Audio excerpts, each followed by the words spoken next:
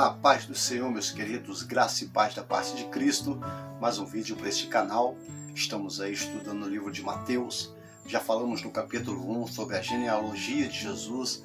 No capítulo 2 falamos sobre o nascimento de Jesus, a fuga para o deserto. No capítulo 3 falamos do ministério de João Batista e também do batismo de Jesus. E agora aqui no capítulo 4 não iremos ler todo o capítulo, porque é um capítulo onde tem muita meditação. O capítulo 4 vai falar sobre a tentação no deserto e também sobre os primeiros discípulos de Jesus, os primeiros discípulos de Jesus. Então, se você chegou aqui nesse vídeo e ainda não é inscrito no canal, eu te convido, se inscreva no canal, deixe o seu like, deixe o seu comentário e vamos crescer junto para a honra e glória do nome do Senhor. Hoje, capítulo 4, do versículo 1 até o versículo de número 11, vamos falar da tentação de Jesus no deserto. A Bíblia diz assim: E então foi conduzido Jesus pelo Espírito ao deserto para ser tentado pelo diabo. Nós entendemos que Jesus, após ser batizado, após ver o Espírito Santo vindo numa forma de pomba e ouvindo a voz do Pai dizendo: Este é meu Filho amado, a quem eu tenho comprazo, a quem eu tenho enviado, a quem eu tenho um chamado, ele vai ser conduzido pelo Espírito para o deserto.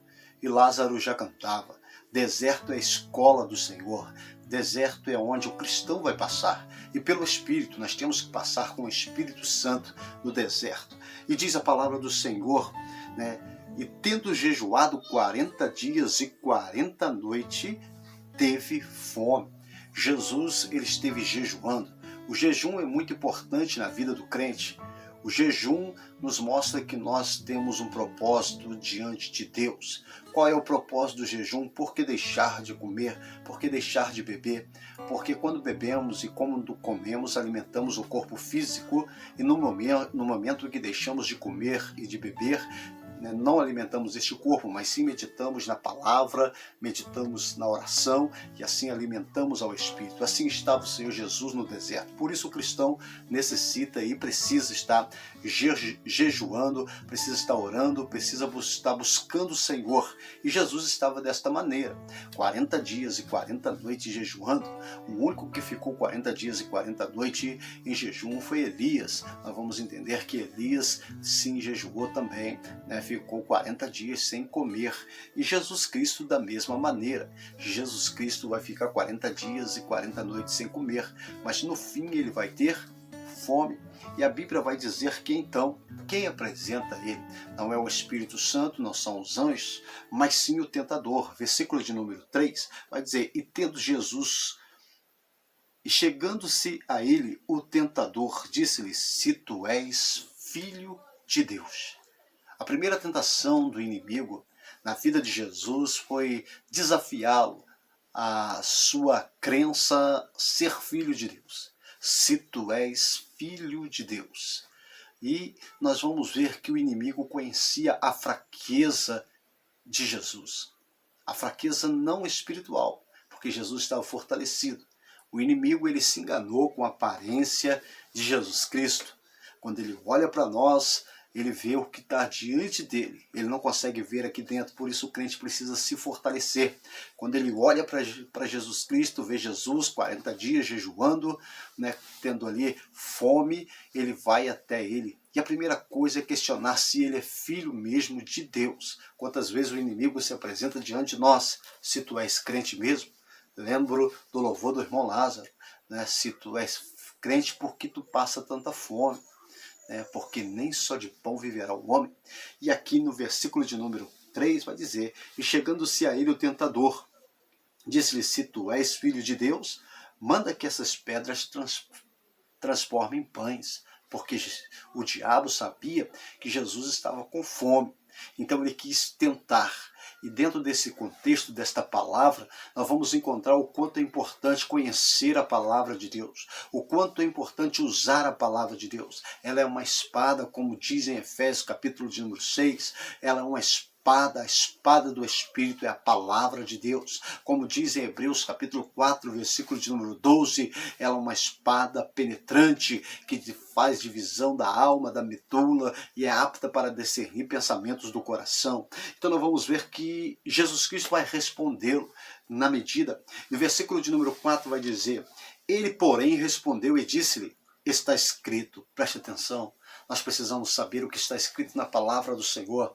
O próprio Jesus disse: examinar as Escrituras, porque são elas que testificam de mim, e garantir ter nela a vida eterna. Está lá em João capítulo 5, versículo 39. Nós precisamos pesquisar a palavra do Senhor. Então Jesus vai dizer: está escrito. Nem só de pão viverá o homem, mas de toda palavra que sai da boca de Deus. Está lá em Deuteronômio, capítulo de número 8, versículo de número 3, a palavra do Senhor, dizendo desta maneira: nem só de pão viverá o homem, mas de toda palavra que sai da boca de Deus. A palavra é alimento, a palavra nos alimenta. Quando Ezequiel teve um encontro com o Senhor no capítulo de número 3, ele vai dizer: come deste rolo, come deste livro, se alimenta. Nós precisamos se alimentar da palavra. Nós precisamos buscar Deus. E a palavra do Senhor vai dizer que quando o diabo foi tentar Jesus, a primeira coisa foi questionar se ele era mesmo filho de Deus. E a segunda, conhecendo a fraqueza física, ele achou que Jesus ia assim querer transformar as pedras em pães. Mas ele vai dizer: nem só de pão viverá o homem, mas de toda a palavra de Deus. Versículo de número 5. Então o diabo levou uma cidade, o diabo levou a cidade santa e colocou sobre o pináculo do templo e disse: se tu és filho de Deus, lança-te daqui abaixo, porque está escrito que os seus anjos dará ordem ao teu respeito e tornar-te-ão nas mãos, para que nunca tropece em alguma pedra. Olha como o inimigo ele é astuto. Pela segunda vez ele vai dizer: se tu és filho de Deus, questionando a fé, a crença e o propósito do próprio filho de Deus. Ele vai questioná-lo, vai dizer: se tu és.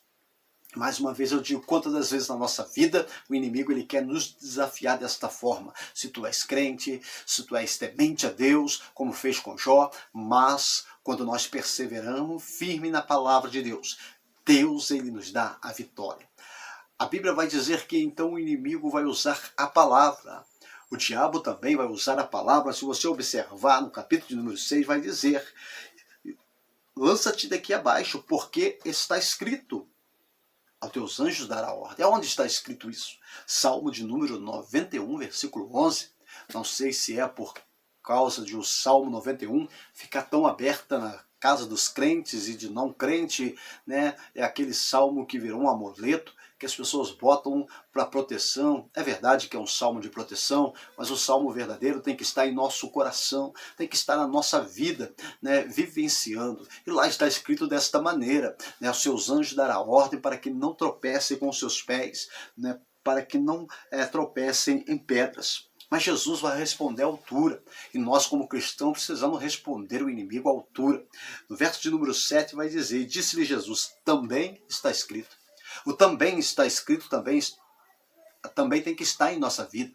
Nós também temos que saber que aonde está escrito e como nós devemos combater as heresias, combater as palavras erradas, porque existem muitas pessoas usando a palavra de Deus de forma errada, para induzir ao erro, para induzir a coisas que não agradam ao Senhor. E nós também temos que dizer: também está escrito. E Jesus vai dizer: também está escrito, não atentará o Senhor teu Deus. Deuteronômio capítulo de número 6, versículo 16. Não atentará o Senhor teu Deus. Ora, nós sabemos que não devemos atentar ao Senhor. Então Jesus vai derrotar o inimigo com a palavra.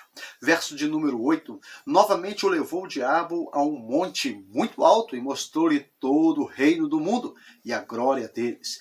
E disse-lhe: tudo isso te darei, se prostrado me adorar.